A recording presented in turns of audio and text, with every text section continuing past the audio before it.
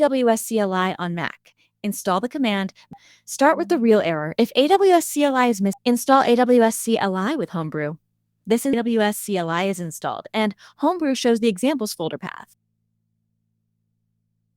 Verify the exact AWS CLI version before you can now check the binary path. It should point to the Homebrew bin folder.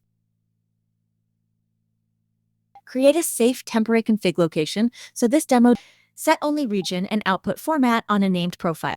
The profile is written. No secrets are shown, and no credentials are stored here. List profiles to confirm the AWS. Read the region back from the named profile. The setup is now consistent. Run a real AWS CLI command against a public. The command returns public object keys, so the CLI is finished by listing the profile.